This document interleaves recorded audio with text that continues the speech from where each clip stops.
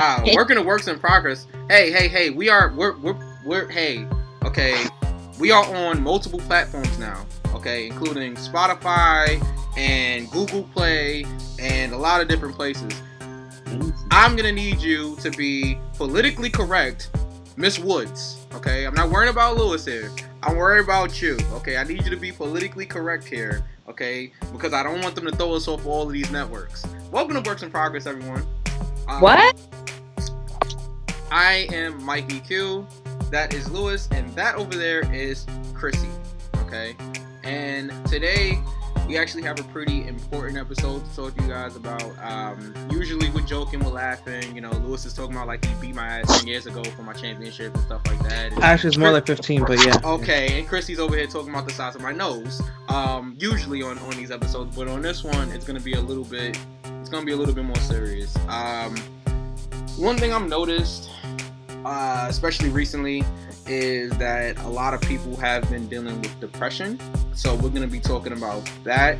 But it's not just about depression. It's about getting over depression, getting through depression. Do you ever really get through depression? These are a lot of questions that we'll hopefully answer, and just give our own experiences with depression and everything. And how we got over it, or if we didn't get over it, we'll talk about why we didn't get over it, what might have triggered depression, and also I feel like personally, before we even like get into it, I feel like with depression, right? And I know a lot of people can hear us on a lot of different platforms, so I gotta be conscious of what I say here, but I feel like a lot of people use depression as a crutch.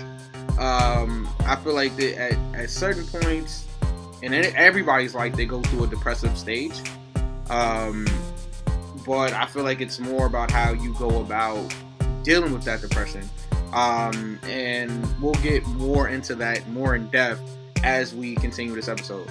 But I guess I'll start off by asking the question to you guys. Lewis, have you ever been depressed? I don't think I have. Interesting. I think I've been like fortunate enough. When I was younger, I would say, "Oh, I'm depressed because blah blah blah didn't happen," or "I'm depressed as." It's not so much of a clutch as in you don't know what you're talking about, so you just kind of throw it out there. So I think that's what I did when I was younger. When I didn't know any better. But to say, where. Plus, we also got to talk about symptoms and all that, Yeah, of course. Depression, takes up a lot of different forms. Yeah, definitely. Yeah. So, I feel like I've been fortunate enough not to, I guess, feel it or, to experience it. But I do have family members. I do have co-workers, friends that, sometimes just disappear and then just reappear like a week later. And... Yeah. We try to talk, and they don't really like opening up about the situation, even though sometimes it's kind of clear of what's happening, But for me personally, I don't think I've ever been depressed. Okay, that's interesting. I'm gonna get back to that with you, Chrissy. Have you ever felt depressed, or that you were depressed, or dealt with it in any shape or form? Yeah, I've been I've been dealing with depression since I was 9. I think that's when the symptoms really began to show, when I was 9. And when I first got diagnosed with it, it was literally right around the time that my younger sister was born. Okay. At first, they just thought it was me being a jealous kid because now a new baby is in the house, and then mom and dad is giving attention to the baby. So they thought that I was using this as an outlet to act out in order to get attention. And so it was it was treated as something minor, where I would just do therapy, and the therapy that I went through was literally just playing games. Someone to just interact with me for an hour, because they didn't think it was severe. They just thought it was okay, she's a young kid that's just, you know, jealous probably because of, her parents are more focusing on the baby. And then um actually when I started to get older, Mm-hmm. um my behavior in school changed, and How so? it was not even more like depression. It seemed like it was more anger, Okay. instead of being depressed, because I think what a lot of people don't realize is there are different branches of depression. Depression doesn't necessarily mean that you're sad all the time. Yeah. um you can be angry and be depressed. Yeah. um and so most people get that confused. So when I got older, my depression, it went into anger and like acting out, and I was like always in trouble in school and always in the principal's office. And then Mm-hmm. they brought in a specialist to my school to talk with me, Yeah. and that's literally how it started. And I guess as soon as I became an adult, then that's when it became worse. Uh-huh. Um, to the point that like I had to go to like uh medication for it and be in like therapy. Okay. Okay. All right. So it's interesting because you said you've been dealing with it since you was 9 years old, and that you was diagnosed at a very young age. I said I was gonna get back to what Lewis said, that he's never dealt with it personally. It's interesting because we put up a poll a while back now, probably a month ago now, as you guys are watching this or listening to this on Spotify and other platforms. We put up a poll on our Twitter page at Works in Prague, asking, have you ever dealt with depression? And an overwhelming 100% said yes. It was 0% votes for no and zero for I'm not sure. Because I know, like Lewis addressed earlier, like, oh, you might call it depression, but it's not actually depression, so that's why I put the I'm not sure up there. So that was on the Instagram page. That was on the Twitter page, excuse me. And on the Instagram page, out of out of 11 people that voted, all of them said yes. Zero said no. So 100% on both platforms there, on Instagram and Twitter. So like, Lewis is probably the only one that would have said no to that question. Um, so as somebody that has dealt with depression before, because I asked both of you guys, there's a couple of things that triggered it. Like, so when I was younger, I didn't look at it as being depressed. You know what I mean? So it's no secret that my mom and my father divorced when I was like 8 or 9. I can't remember. It's funny that 9-year-old, 9, 8 range, that you remember a lot of things from that age. I definitely remember that. And, I was sad, but it didn't really hit me, because I still saw my mom, you know what I mean? Because she moved to Jersey. And, everything I knew was in New York. All my friends, all my family was in New York. Always been in New York. So they put me in therapy when I was like in 5th grade, I want to say, and it helped. I guess they put me in therapy because my grades were starting to drop or whatever, and they trying to figure out what was wrong with me and this, that, and the third. And because that's a traumatizing experience, I guess, for a kid, like their parents breaking up when they're young. But a lot of people go through that. So I didn't really look at it as anything, crazy.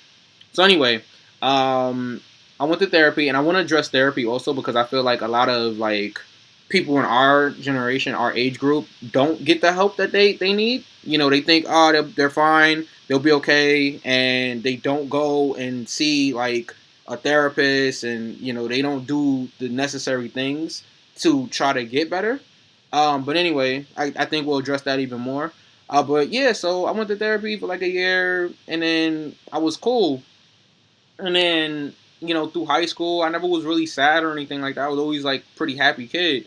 It didn't start like being depressive to me yeah, like my life being depressive, like until like, well, my grandmother passed in 2010, and a lot of people know that like my grandmother was really close to me, right? She passed, and then 3 years later, my mother passed. Okay, and that's something that like you never get over as a person. Like you learn to live with life, like you learn to live your life, but you never get over that. Like you never get over the loss of a parent, like ever.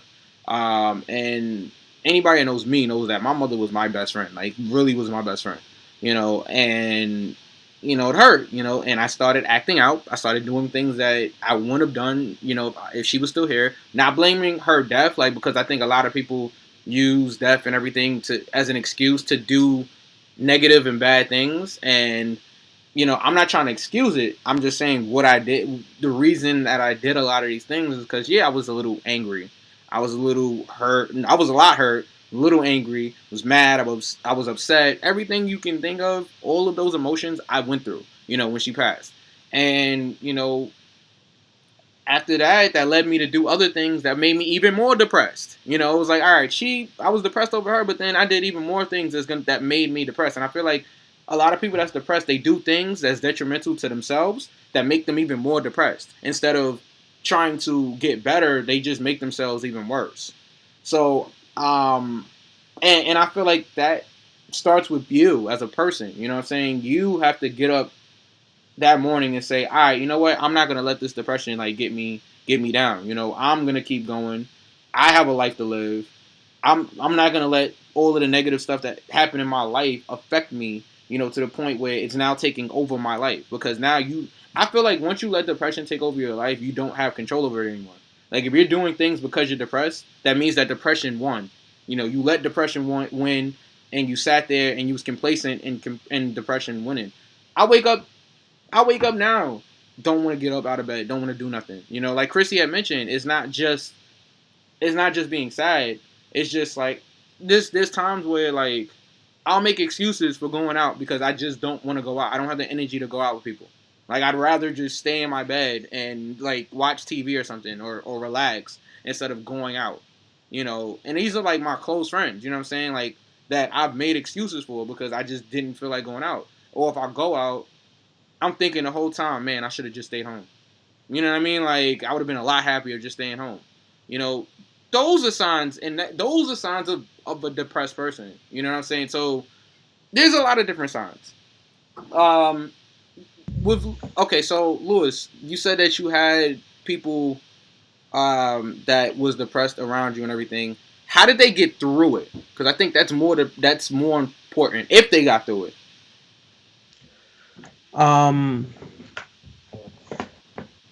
So for me, I feel like if it's a topic you don't want to talk about, I don't want to be the person who just keeps nagging. Hey, how you doing? Hey, like I understand sometimes you just need to continue your life, like if it wasn't there. Yeah. But you're dealing with it. You don't need people going around or asking you every single 5 minutes, hey, how you doing? Hey, because it gets annoying. I don't want to be one of those people who's just gonna be another person saying, hey, how you doing? Yeah. Okay. So, if they open up to me, and then we talk about it, and I'll see what I can do to help and all that. But if I feel like it's a little weird because I feel like I should be helping, as a friend and all that. Yeah. At the same time, I don't want to be another just person helping. But then, with the helping thing, there's only so much you can do to help that person. That's my whole thing. Like that person has to want to help themselves. You can tell them that you're there for them. You can tell them that like they can come to you for anything. But at the end of the day, that person has to want to help themselves. If they don't want to help themselves, there's nothing you can do for them. Like and that's what I try to explain to a lot of different people that go through. Like I think people fail to see like all of the good in their life and they just focus on the bad. Especially and I feel like when you're depressed, you can't see the good in your life because you're so depressed over the bad stuff. But if you just sit back a lot of times and really just think about, all right, what's good in my life versus what's bad in your life, 9 times out of 10, the good is going to outweigh the bad each and every single time if you really think about it honestly and realistically. So that's my whole thing. I agree with you. What you're saying about, not asking somebody over and over and over, hey, okay, hey, how you doing today? Hey, hey, hey, like, yeah, it does get annoying, and it's just like, all right, well, the person that's depressed probably knows, all right, you're just hitting them up every day, like, because they're depressed, and not because you actually want to, but Yeah. because you feel like that's what you have to do, or Yeah. what you're supposed to do. You know what I'm Mm-hmm. saying? I'm gonna throw this over to Chrissy in a second, but I just want to read this statistic, right? And this is from, let me get the source right here. This is from Anxiety and Depression Association of America, right? .org, ADAA.org. And it says, among adults, depression is the leading cause of disability worldwide. Almost 75% of people with mental disorders remain untreated in developing countries, with almost 1 million people taking their own lives each year. In addition, according to World Health Organization, 1 in 13 globally suffer from anxiety, right? And they don't. This is what I'm saying. I'm paraphrasing here. It's on here also, but they're like, and they don't go treated, right? They don't get therapy. They don't take their medication. They don't. They don't have that support system around them to get them through a lot of these things. So, um, what I was gonna say with Chrissy is right. So, with knowing that you've been depressed since like for almost 20 years now, right? Like, really look at it. Um, how have you dealt with it, and how easy or hard has it been to try to get through it? I guess that's what I'm trying to ask. Has it been something that you've been able to get through or over, and do you feel like somebody can ever get over it? I know I just threw a lot of different questions at you, but you can choose how you want to answer it. Like that's like 7 questions right there. Yeah, well, they're all related to the same thing. So I mean, honestly, I feel like depression is really something hard to like move on from mhm. because, like, as you said, I've been like dealing with it for like almost 20 years now. Yeah.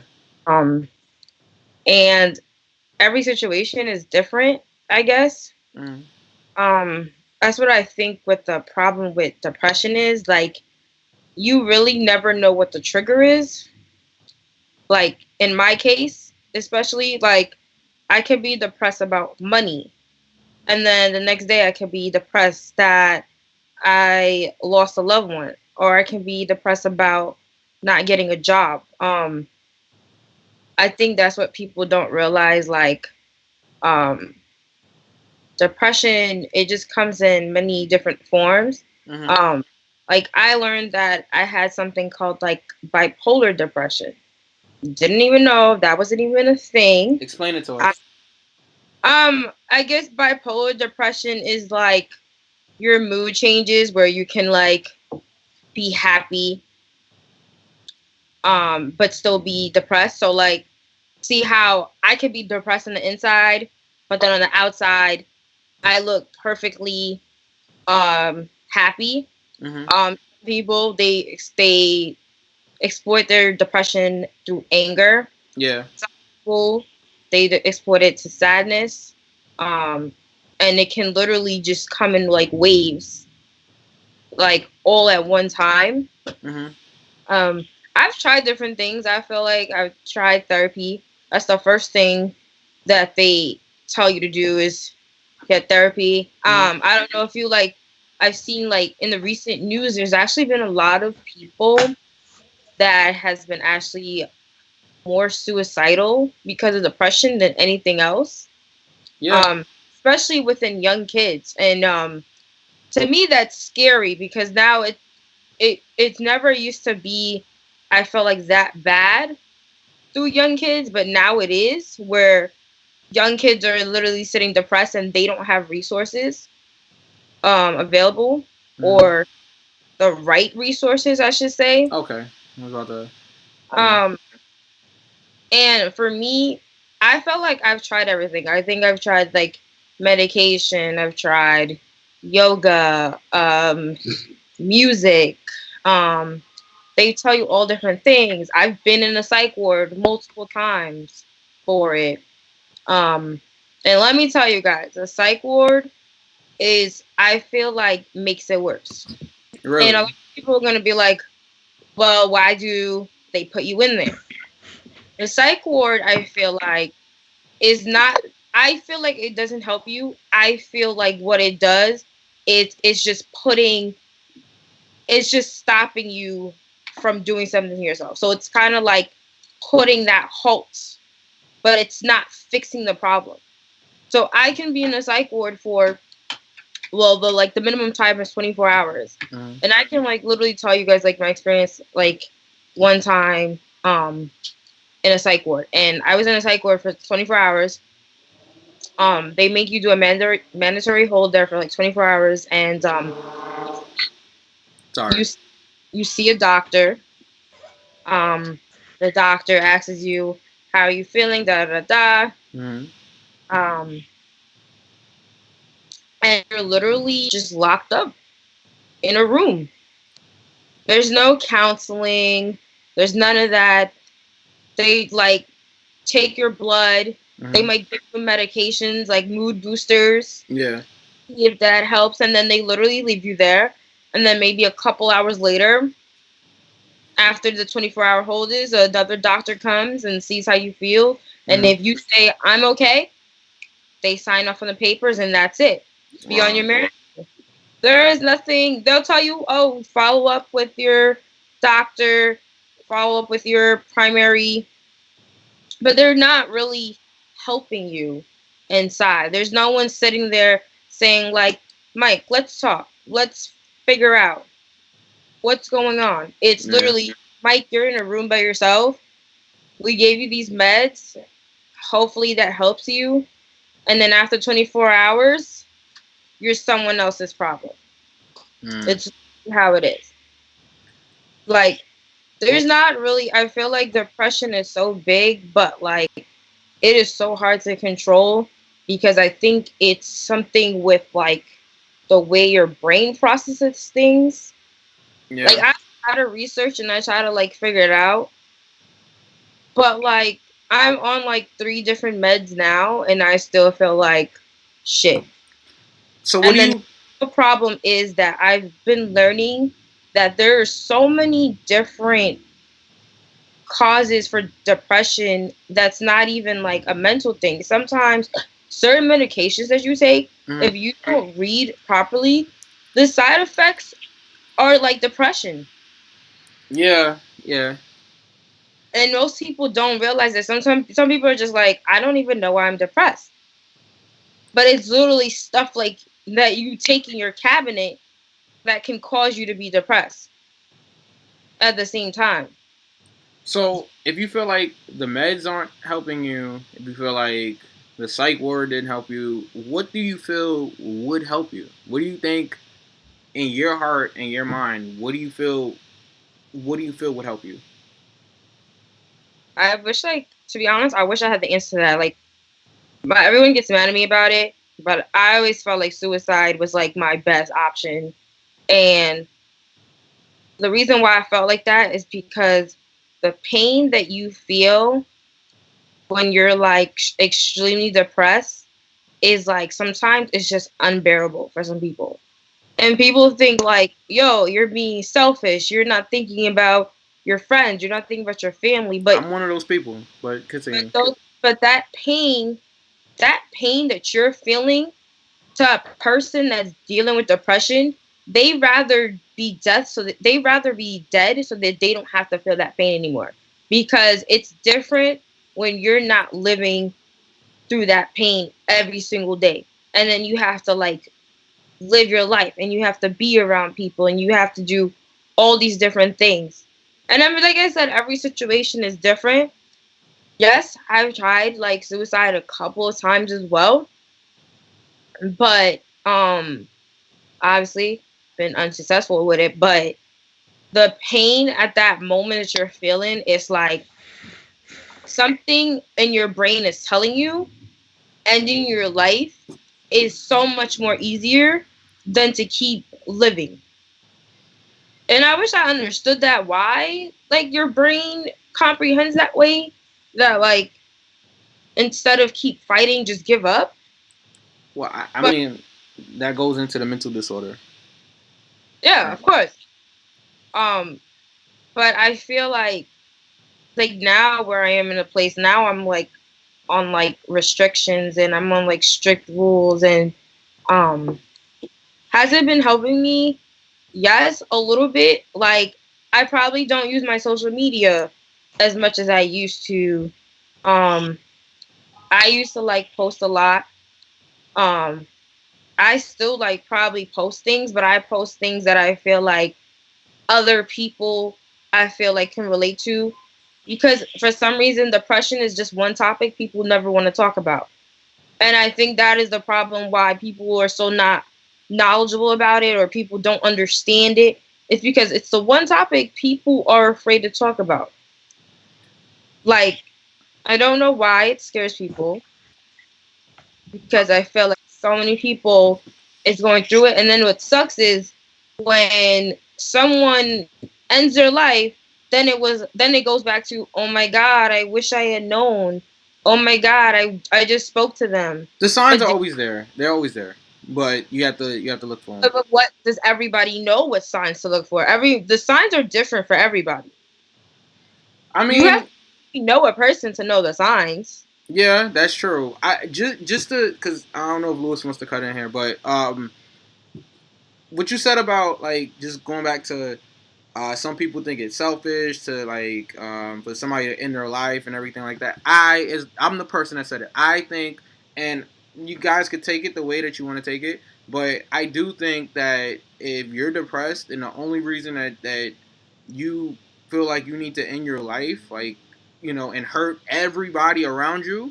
You know what I'm saying? Because that's what people don't realize. It's not just about the pain that you're going through on a daily basis, right? It's about the people that's been there for you through all of this. Like, you know what I'm saying? That's tried to help you. Even if they was unsuccessful in helping you, it's for all of the people that's been around you. It's for your parents that God willing are still here. It's for family that care about you. It's for the people that you don't even realize are affected by you not being here. That is affected by it. You know what I'm saying? Like I've been extremely depressed before. Like I went into a deep depression when my mom passed. I've never once thought about, all right, you know what? I'm gonna just end it. Now, again, my situation, my brain might be different from somebody else's brain, and I totally understand that. But I feel like it doesn't.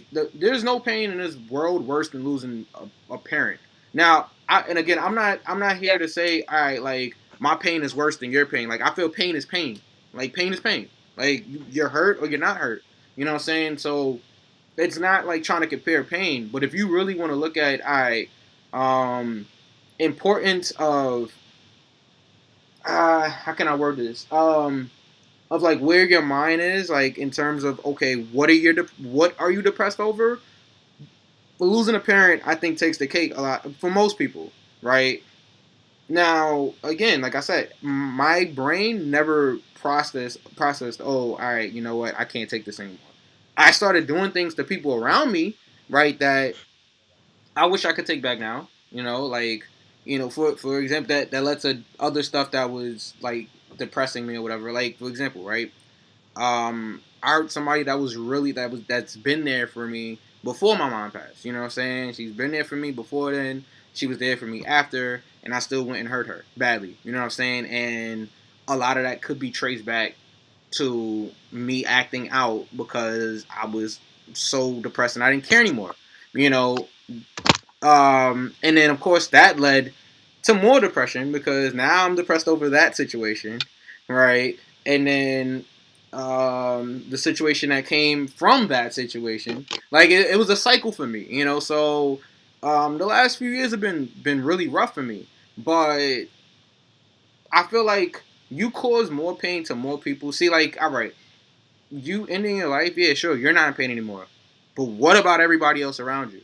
And anybody can say, "Oh, you'll get over it. You'll get over it." No, you don't get over losing people. That's what I'm trying to like. That's what people don't understand. You do not get over it. You learn how to live your life, yes, but you do not get over it. And like, I've been to so many funerals over the last few years. Like, it's bad that like I kind of felt numb to a lot of it. When somebody passes, I'm like, You know, like I can't even if I care about them, you know, and that could be misinterpreted as, oh, he never cared about him in the first place. No, it's just nothing surprises me now at this point. You know what I mean? It's just like, oh, like this person committed suicide. Like, it's like, man, you know, I was just with them yesterday, but what can we do? You know what I mean? But it doesn't mean it doesn't affect you. That might not affect you right then and there that day, but it's gonna affect you down the line.